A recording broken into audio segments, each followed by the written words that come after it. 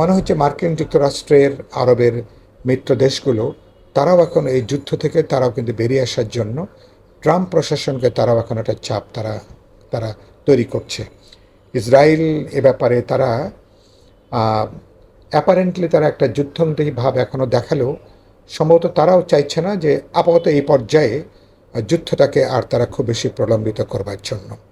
কারণ তারা বুঝতে পেরেছে এই পর্যায়ে যুদ্ধ যদি চলতে থাকে তাহলে ইসরায়েলের পক্ষে সামাল দেওয়া কঠিন। এবং ইতিমধ্যে আপনি জানেন যে মার্কিন যুক্তরাষ্ট্র অনেক চেষ্টা করার পরেও এই যুদ্ধের স্ট্র্যাটেজিক পার্টনার হিসাবে তারা ইউরোপের দেশগুলোকে অনেক দেশকে তারা কিন্তু যুক্ত করতে পারেনি। ফলে এটাও তাদের একটা রাজনৈতিক পরাজয়, ডিপ্লোম্যাটিক একটা পরাজয়। ইরান যুক্তরাষ্ট্রের যুদ্ধে আপনি কাকে বা কাদেরকে এগিয়ে রাখবেন? আর সম্প্রতি খুব আলোচিত ঘটনা, হরমুজ প্রণালী যুক্তরাষ্ট্রের নিয়ন্ত্রণে, বা যুক্তরাষ্ট্র কোনো জাহাজ চলাচল করতে দিচ্ছে না। আপনাকে ধন্যবাদ। চেঞ্জ টিভির এই জনপ্রিয় অনুষ্ঠান যারা দেখছেন, আমি আপনাদেরকে বিপ্লবী ওয়ার্কার্স পার্টির পক্ষ থেকে শুভেচ্ছা জানাই। আপনারা জানেন যে ইরানের বিরুদ্ধে মার্কিন যুক্তরাষ্ট্র এবং তার মিলিটারি আউটপোস্ট মধ্যপ্রাচ্য ইসরায়েল তাদের যে যৌথ যে সামরিক আক্রমণ, হামলা বা একজন আগ্রাসনও যদি বলি, সেটা আপাতত একটা যুদ্ধবিরতির মধ্যে আছে। কিন্তু ইতিমধ্যেই এই যুদ্ধবিরতি তো বলা যায় ইরান রাজনৈতিকভাবে, নৈতিকভাবে অথবা ডিপ্লোম্যাটিক দিক থেকে ইরান যে এই যুদ্ধে মোটামুটি জয়ের কাছাকাছি আছে সেটা মোটামুটি স্পষ্টতই বলা যায়। কয়েকটা দিক থেকে ইরানকে তারা যেভাবে বশ্যতা স্বীকার করতে চেয়েছিল, ইরানের তারা সরকার পরিবর্তন তারা যেভাবে করতে চেয়েছিল, ইরানের প্রতিরোধ ক্ষমতা, যুদ্ধ করবার ক্ষমতাকে তারা যেভাবে পুরোপুরি ধ্বংস করে দিতে চেয়েছিল, বোঝা গেছে সেটা সম্ভব হয়নি। ইরান নতুনভাবে তারা ঘুরে দাঁড়িয়েছেন তাদের যুদ্ধ প্রযুক্তির সাথে, সামরিক প্রযুক্তির সাথে, সরঞ্জামের সাথে ইরানি জনগণেরও যে একটা ঐক্য, সেটা কিন্তু ইরানকে কিন্তু নতুনভাবে শক্তি দিয়েছে, তাদেরকে ঐক্যবদ্ধ করেছে। এবং ইরান কিন্তু নতুনভাবে এখন শুধু বলতে পারেন যে এই যুদ্ধের পরে ইরান নতুন শক্তির সম্ভাবনা নিয়ে সমগ্র মধ্যপ্রাচ্যে ইরান কিন্তু হাজির হয়েছে।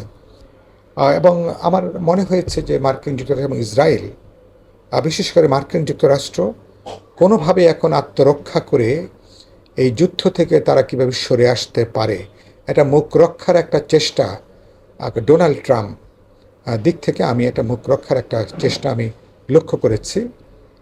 হয়তো কালকেই হবে না, কিন্তু ইতিমধ্যে আমি দেখছি যে তারা নানা ধরনের ইরানের উপরে কিছু অন্যায় শর্ত তারা চাপিয়ে দেওয়ার চেষ্টা করছেন, যেসব ব্যাপারে ইরান তার স্পষ্টত অবস্থান ব্যক্ত করেছে। হরমুজ প্রণালী কার্যত এখনও ইরানের রাজনৈতিক বা সামরিক নিয়ন্ত্রণেই আছে। মার্কিন যুক্তরাষ্ট্র চেষ্টা করছে তারা হরমুজ প্রণালীতেও তাদের একটা আধিপত্য তারা তৈরি করবার জন্য। বাস্তবে হরমুজ প্রণালী ইরানের তার মানে আধিপত্য প্রতিষ্ঠার মধ্য দিয়ে যুদ্ধের মোড় তারা আসলে অনেকখানি তাদের নিয়ন্ত্রণে তারা কিন্তু নিয়ে নিয়েছে। তো সুতরাং আমার মনে হয় না যে, এবং এটা আর খুব বেশি দিন চলবে না, কারণ ইতিমধ্যেই ইউরোপেও তেলের সংকট দেখা দিয়েছে, বিশেষ করে জেট ফুয়েলের সংকট বাড়ছে। মার্কিন যুক্তরাষ্ট্র সহ ইউরোপ সহ এমনকি মধ্যপ্রাচ্যের অর্থনীতিতেও একটা বড় ধরনের দুর্যোগ, বড় ধরনের সংকট তৈরি হয়েছে। এবং মনে হচ্ছে মার্কিন যুক্তরাষ্ট্রের আরবের মিত্র দেশগুলো তারাও এখন এই যুদ্ধ থেকে তারাও কিন্তু বেরিয়ে আসার জন্য ট্রাম্প প্রশাসনকে তারাও এখন একটা চাপ তারা তৈরি করছে। ইসরায়েল এ ব্যাপারে তারা অ্যাপারেন্টলি তারা একটা যুদ্ধংদেহী ভাব এখনও দেখালেও সম্ভবত তারাও চাইছে না যে আপাতত এই পর্যায়ে যুদ্ধটাকে আর তারা খুব বেশি প্রলম্বিত করবার জন্য। কারণ তারা বুঝতে পেরেছে এই পর্যায়ে যুদ্ধ যদি চলতে থাকে তাহলে ইসরায়েলের পক্ষে সামাল দেওয়া কঠিন। এবং ইতিমধ্যে আপনি জানেন যে মার্কিন যুক্তরাষ্ট্র অনেক চেষ্টা করার পরেও এই যুদ্ধের স্ট্র্যাটেজিক পার্টনার হিসাবে তারা ইউরোপের দেশগুলোকে অনেক দেশকে তারা কিন্তু যুক্ত করতে পারেনি। ফলে এটাও তাদের একটা রাজনৈতিক পরাজয়, ডিপ্লোম্যাটিক একটা পরাজয়, এক ধরনের সামাজিক যদি পরাজয় বলি সে জায়গাটা। তা আমি মনে করি খুব উচিত হবে খুব দ্রুত একটা ইরানের যে যৌক্তিক ন্যায্য যে দাবিগুলো সেগুলো যদি বিবেচনার মধ্যে নেওয়া হয়, এই যুদ্ধ থেকে একটা সম্মানজনক রিট্রিট করবার সুযোগ এখন ইরান বা ইসরায়েল তাদের জন্য হয়তোবা খোলা আছে, এই সুযোগ তারা গ্রহণ করবেন। না হলে এই যুদ্ধ পরিস্থিতি চলতে থাকলে হয়তো ইরানের উপরে চাপ আরও বাড়বে, হয়তো প্রাণহানি বাড়বে, কিন্তু বাস্তবে সবচেয়ে বেশি ক্ষতিগ্রস্ত হবে আরবের দেশগুলো, ইসরায়েল, এমনকি মার্কিন যুক্তরাষ্ট্র, যারা বহুমুখী চাপের মধ্যে আছে। এই যুদ্ধের বর্ধিত ব্যয়ভার তাদের পক্ষে এখন বহন করাটাও কিন্তু কঠিন হয়ে যাচ্ছে। আর আমি আশা করব যে এই যুদ্ধ থেকে মার্কিন যুক্তরাষ্ট্র এবং ইসরায়েল তারাও কিছুটা শিক্ষা গ্রহণ করবে। আর তারা তাদের যেভাবে সামরিক শক্তিকে তারা প্রায় মনে করি অপ্রতিদ্বন্দ্বী হিসেবে তারা যেভাবে বিবেচনা করছিলেন, বাস্তবে পরিস্থিতি যে এরকম নয়, তো সেটাও একটা বড় শিক্ষা আমার ধারণা ইরানের এবারকার এই যুদ্ধ পরিস্থিতির মধ্য দিয়ে সে শিক্ষাটা তারা অর্জন করেছেন। আর ইরানের সরকার নিয়ে প্রশ্ন আছে, ইরানের জনগণের সাথে সরকারের সম্পর্ক নিয়ে অনেক প্রশ্ন আছে। গণ আন্দোলন হয়েছে, হাজার হাজার মানুষকে সেখানে এর আগেও সে মানুষ হত্যা করা হয়েছিল। কিন্তু সামগ্রিকভাবে ইরানের রাষ্ট্র, তার দেশ, তার সরকার কীভাবে চলবে, এটা মার্কিন যুক্তরাষ্ট্র বা অন্য কোনো পরাশক্তি তারা নির্ধারণ করতে পারে না। ইরানের জনগণ সেখানে রেজিম পরিবর্তন হবে, নতুন সরকার হবে, বিপ্লব হবে, কি হবে, সেটা একমাত্র ইরানের জনগণই তারা নির্ধারণ করবে। এই প্রশ্নে আমি মনে করি সারা বিশ্বের ইরানের জনগণের পক্ষে দাঁড়াবে, কারণ এটাকে অনুমোদন করা মানে হচ্ছে পৃথিবীর ছোট ছোট কোনো দেশের স্বাধীনতা, নিরাপত্তা, সার্বভৌমত্ব বলে বাস্তবে আর কিছু থাকবে না।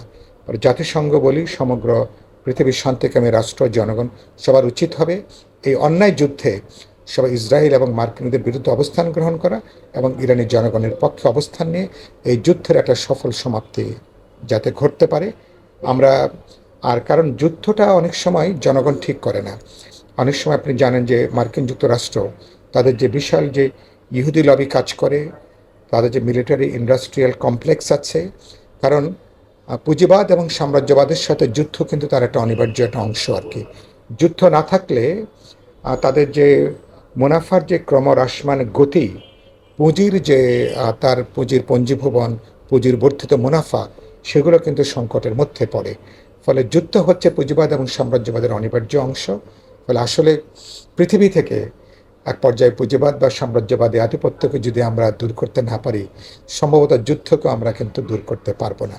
জনগণ সচেতন হবেন বিশ্বব্যাপী, তারা এই সাম্রাজ্যবাদী আগ্রাসন, যুদ্ধ, অন্যায় যুদ্ধ, তার বিরুদ্ধে দুনিয়াব্যাপী জনগণ এবং শান্তিকামী সরকার এবং দেশগুলো একটা ঐক্যবদ্ধ জোট গড়ে উঠবে। ভবিষ্যতে আমি নিশ্চয়ই এরকম একটা পরিস্থিতি দেখার জন্য আমি অপেক্ষা করব। যারা দেখছেন আপনাদের সবাইকে উষ্ণ শুভেচ্ছা এবং অভিনন্দন।